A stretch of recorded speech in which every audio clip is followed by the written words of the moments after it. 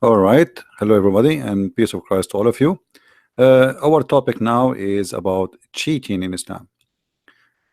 Cheating is exists everywhere, have nothing to do with specific religion or, there's people who cheat, people who they are not decent. And this is not just something happening to Muslims, just to make it clear. We are not talking about this. We are talking about the idea of solving the problem. When the God of Islam, he spoke about cheating and how Allah, supposedly the God of Islam, he solved this problem, and how he announced the punishment for it. You see, if you go in the Bible, you will see that there is a severe punishment for a man who is married, or a woman who is married, or even if they are singles and they did commit adultery. Islam is different story. In one side, or one hand, Islam pretend that it is against adultery, but in the same time Islam legalized adultery, and we mentioned that many times before. If you remember the hadith where Muhammad, he says any Muslim man and women, they like to share bed together, they can do that for 3 days 3 nights. 3 days 3 nights.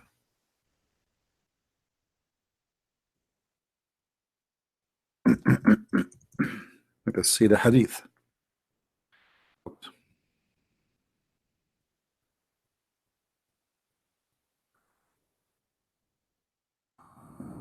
All right.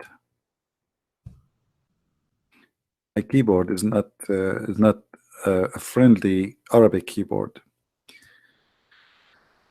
So Muhammad says if a man and a woman agree for sexual relationship, not temporary marriage, obviously this is sexual relationship for Muttah. Even here they use the word Muttah. Muttah is a sexual joy. This is what Muttah is. So Muhammad allowing Muslim men to hire women for sex for temporary contract, and they get paid for it, and this is legalized in the time of Muhammad. Later the Muslim, they say this was forbidden, but there's no proof of that, because we can find many references that even the Caliphate, Omar and Uthman and Abu Bakr, they practice Muttah after Muhammad.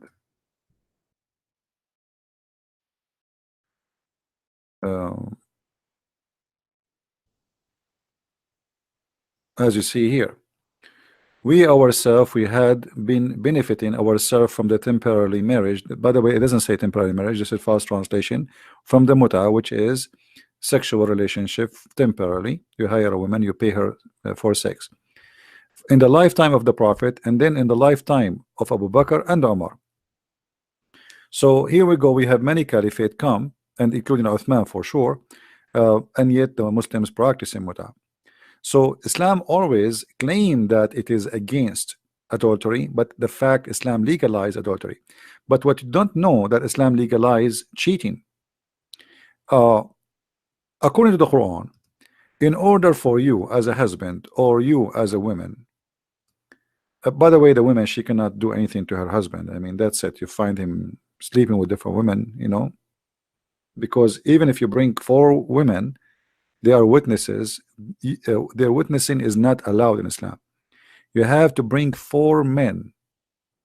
4 men. You can go and read the interpretation for this verse. Just I'm showing you in front of you. They have to be 4 witnesses. They are men, not women. Even if there's 1 million women, they saw a man having sex with other women, their witnessing is not accepted. The witness of a woman in Islam is not accepted for any capital punishment. The only thing they are allowed to witness for is a contract for money, and there have to be 1 man and 2 women, which means in the case of money, 2 witnesses allowed, but it have to be at least 1 man and 2 women. They agree that they are good women to be witnesses, because Islam consider women half a brain. Here you notice that if somebody committed adultery, you find a woman, she is committing adultery. Now you want to prove that she is adulteress. How you can prove it?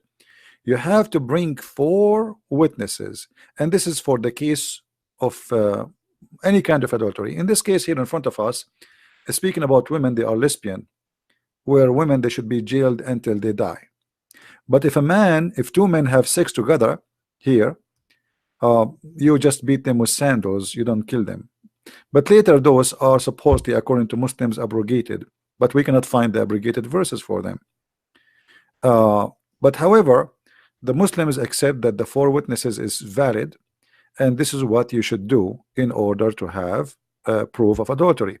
But how you can prove adultery in Islam? First of all, what if your wife, she like to sleep around, and you notice that, and you know that?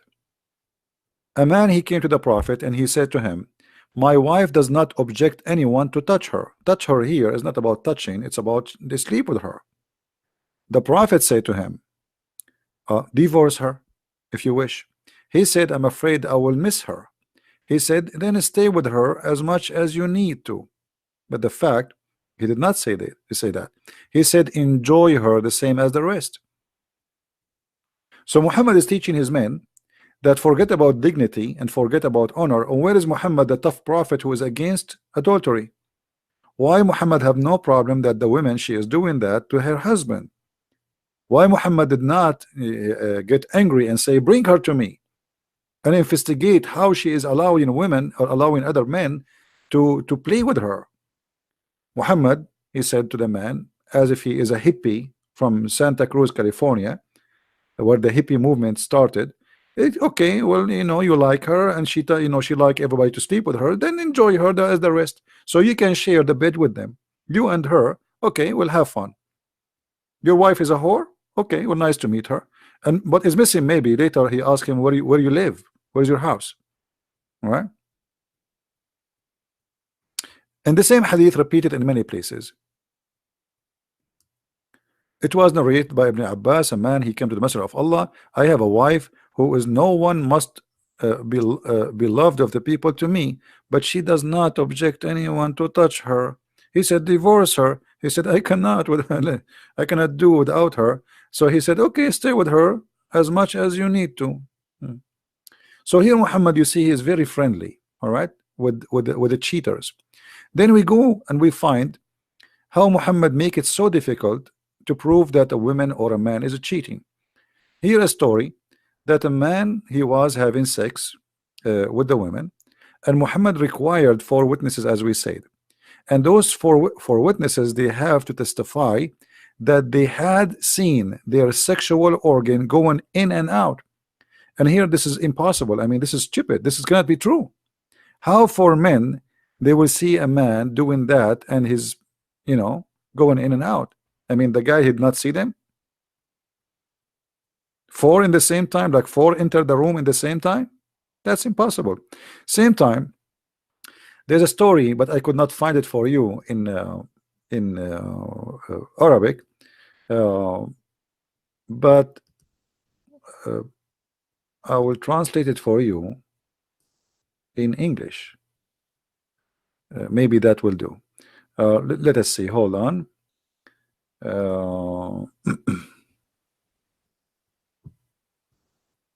Where is the hadith?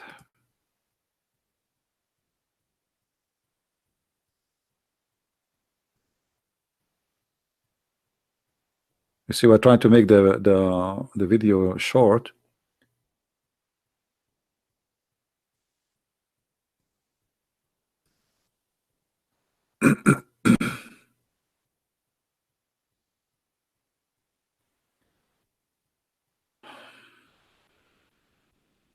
Okay, I will translate the hadith into English because I could not really find you the hadith. I mean, from Arabic. I will use Google translation. Let us see how to translate the hadith into English. There is an option where you can click at the page and then you choose translate. Hold on, we don't want to waste time. Translate. Where is translate? Oh, man. Okay, what about we click here? I don't know how to find where it says where in how to do it. And hold on, let me do this. Give me a second.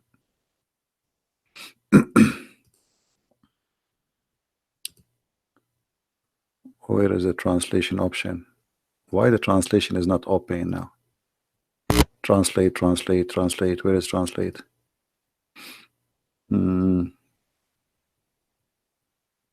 That's weird.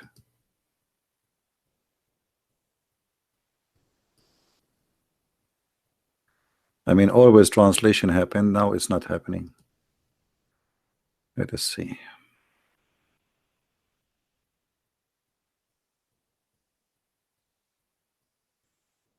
For some reason, it's not working. I just did for the other page, it work. Maybe in this page will not work. Let's see. Give me a second.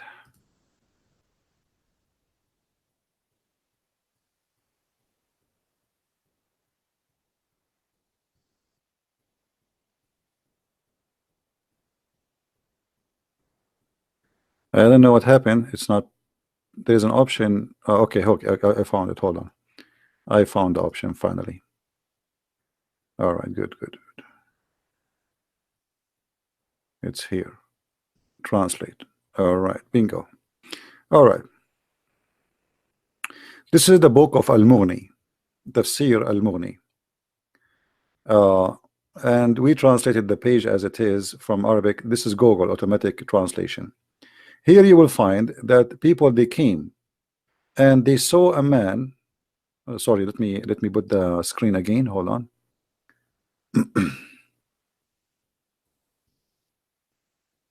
All right. So we translated the page. Here you will see that people, they came and they found a man having sex with a woman. So the problem is there's a 3 witnesses, but look what happened. The man, he came, the witnesses, they came and they said to the caliphate, they report the story as what they saw. I saw something ugly. He said, praise be to Allah, who did not demonize the shaitan with the companion of Muhammad, etc. He said he ordered the people to flee and wear flagged. Why he flagged them? Those are 3 people. They came and they accuse a person of having sex. Why? Because they are 3 but not 4. Here you will see that the man, one of them, he said, I saw that the woman, her legs is around the neck of the man, like, oh, we switch back to what happened. I mean, what happened here?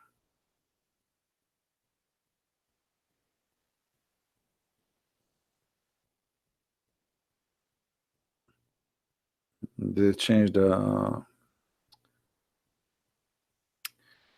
I don't know what's happening with this page. Hold on.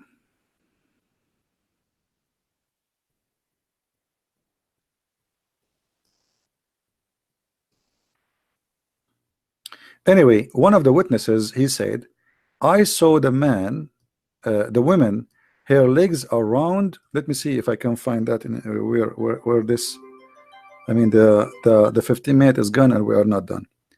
It's hard to finish this topic in 15 minutes. Donkey. Hold on. All right. Do you see what it says?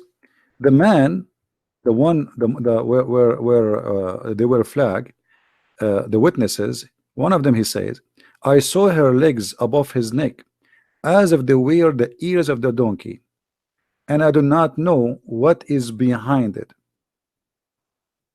Do you want more? I mean, more than this? The 3 witnesses, they saw, and one of them, he said what he saw. He says, obviously they are having sex, and her legs is around his neck, like the ears of the donkey. But he did not see his penis. So Omar, he did not accept that. That is not enough. So in Islam, if your wife is cheating and you got witnesses, you are there. two more witnesses, three more witnesses, four more witnesses, and they see that your wife, her legs is around the neck of a guy, and make his neck like a donkey. He says like his feet like the ears of a donkey, and they are shaking. Actually, the hadith says, and they were shaking hard. That is not a proof that they are having sex, and they were flogged. They were punished. The witnesses were punished for making such a statement. So how we can prove adultery in Islam? It's obvious. It's impossible. And why Muhammad he made it impossible? Simply, three witnesses, they accuse his wife Aisha that she was having sex with a guy, his name is Safwan. So Muhammad he changed the witnesses from 2 to 4, and he flagged the witnesses who accuse his wife that they saw her with a Safwan. And since then Muhammad he practiced the same with everybody. So if you see a wife, if you see a woman and her legs is around the neck of a man and he is shaking her heavily, we are trying to be polite, that is not a proof of any sexuality in Islam. So how we can prove it? It's impossible. And this is why we say, you know, the Muslim, they say Islam is very practical religion. Islam is not a practical. Islam is fake. Islam is you know, is deceiving. This is why Muhammad he said in one of the hadith that he is forbidding men from going to their houses at night. And obviously Muhammad he was sleeping with the wives of the Muslims, as what happened with his own son, where he went to the house of his own son wife and he flirted with the wife when the husband was not there. If this is written in the Muslim books that the Prophet of Allah flirting with the wife of his son, so you can imagine what was happening for reality, because they will never speak bad about their prophet. According to the story, that when he entered the house of his son, the wind came by Allah, Allah is the one, and he lifted up the curtain and she was almost wearing nothing. So the prophet he looked at her and he said to the wife, praise be to Allah who made my heart flip for you. So Muhammad himself is cheating with his own son wife while the son is out. And then Muhammad he forbid the men from coming inside the doors. In one of the hadith, Muhammad he claimed that the reason you should not come to your house like at night, because she need to shave her vagina. I mean, what kind of an excuse is that excuse? Do you believe it? Don't go to your house at night because, and you need to tell her in advance. So do you come tomorrow? So your wife, she can shave her vagina. I mean, are we coming to a house of prostitution? Why the women, she have to come, she have to shave her vagina? So each time the Muslim he want to go home, his wife to shave, she have to shave her vagina. In different translation they say, so she will comb her hair. Look how they fabricate translation. Do you see the translation? Look here, they say it. Look what they say, just to show you how they lie. Here it says to comb her hair, but look, it's what about comb hair? This is about shaving her vagina, not combing her hair. So the Prophet is making every way, every mean, so he can allow people to commit adultery, and he is, you know, obviously he is playing around. It's for the benefit of who? That the man should not come at night to home. It's not for the benefit of the man, not for the benefit of the family. The family will be happy to see the children, they will be happy to see their father coming back. Who care about the private part shaving now? I mean, why this is very important? Are you going, when you see your wife, you will kiss her lips, or you will kiss her? I mean, why she have to shave it before he come? And why he cannot come at home? Okay, let us say he come at home. Can she shave it after? I mean, this is stupid. You know what I mean? So he came, okay, and so what if they live together? He cannot be home if her vagina is not shaved. So here you notice that this is stupid. Muhammad is promoting very weird habit between his followers, and obviously he himself is trying to get not to get busted, and because his men they go to war, he stay home. The women they are alone. And now if what if they come so suddenly, you don't go to your house. No, you send a messenger, you knock at the door from behind the door. Hey, your wife is here, your husband is here, he will come tomorrow morning. So the women, she will tell her, okay, boyfriend, you know. There's a different hadith, let me see if I can find it, where he said that the man should not go home and because he might find something he hate to see. He hate to see. I mean, and not only that, Muhammad, in order to avoid bigger problem, he claimed that a Muslim woman, she can be pregnant for many years. This is Islam questions and answer. This is an Islamic official website, as you see. And the long this is a translation for the Arabic, by the way. This is the article not in English. I use the Google translation. So here the question is, how long the women period to be pregnant? I mean, for how long? 6 months, 9 months? No. Look here, the answer. There is the bent in the Islamic school. So there is Islamic schools. According to Islamic schools, read with me carefully. The maximum length of pregnancy is usual period, which is 9 months, by the honor of the doctrine. Okay, this is number one. Number two, the maximum, etc., is 1 year. The maximum is 2 years. The maximum is 3 years. The maximum is 5 years in the Shafi'i. This is all the Islamic Sunni school. Those are Sunni, not Shia. 5 years.